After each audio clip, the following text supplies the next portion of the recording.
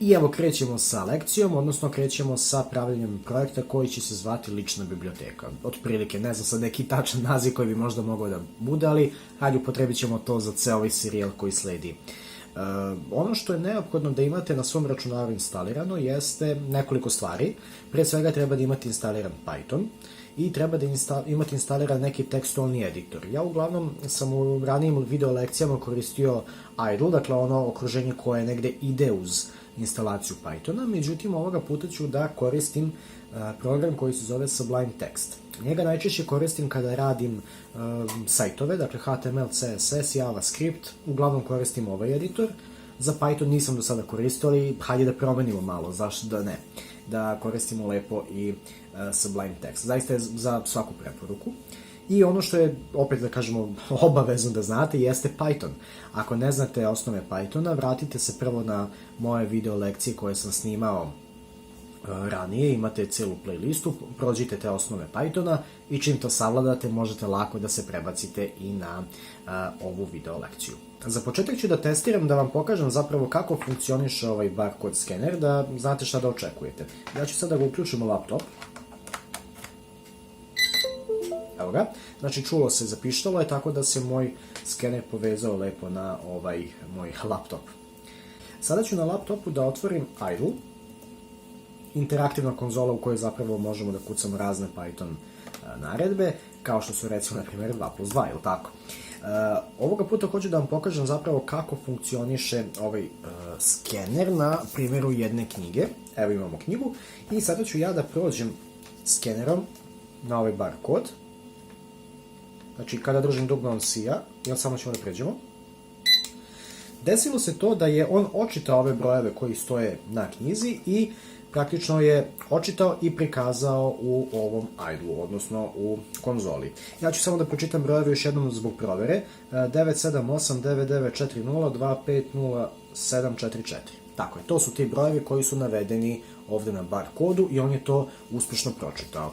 Hajde samo da probamo još jedan primjer da vidimo zaista da sve radi kako treba. Evo imamo drugu knjigu. Znači, evo ga barkod je ovde. Ako očitam, to je to. 97886100324113. Dakle, ovaj moj skener se zapravo ponaša kao input. To je nešto što vi zapravo treba da zapamtite vezano za ovaj barcode skener. On se ponaša kao funkcija input. Čim mi pritisnemo dugme i on kada detektuje barcode, jednostavno kao da sam pokrenuo funkciju input i on učitava niz brojeva koji se nalaze na tom barcodu. Idem samo jedan jednostavniji primjer da bismo vidjeli da li zaista sve tako funkcioniše.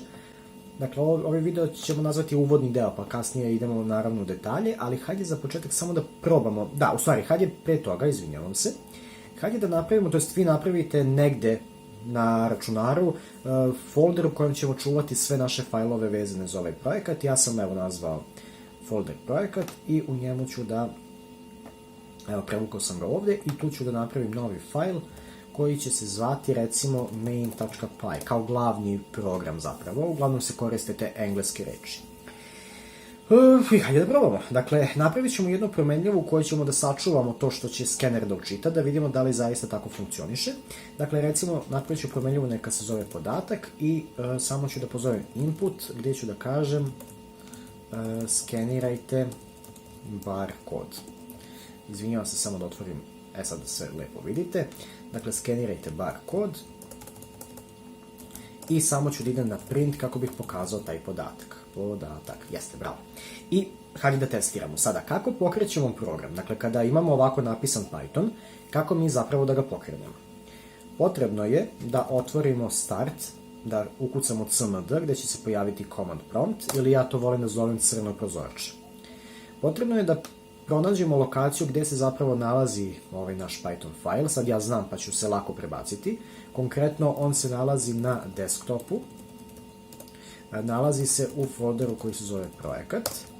I u okviru tog projekta se nalazi taj main.py. Tako da ću ja da ukucam py, što je skraćenica za Python, i naziv fajla, to je main.py. Kada pritisnem enter, pokrećem program. Evo, sada u meni kaže skenirajte barcode. Ja ću sada to naravno da skeniram. I to je to. On je uzeo, očitao, kao što možete da vidite, u ovom redu je lepo očitao, a odmah ispod toga je i ispisao ponovo taj podatak koji je sačuvan. Tako da vidimo da zaista radi ovaj barcode skener kao input. Znači mi moramo da pozovemo funkciju input i onda će on lepo to da detektuje i mi sa tim podatkom možemo da radimo šta god poželimo. Preporučuje se da mi to lepo sačuvamo u jednoj promenljivoj. To je neki kratak uvod, dakle samo da vidimo šta je potrebno od okruženja, šta je neophodno, kako sve funkcioniše i sada krećemo na realizaciju zadatka.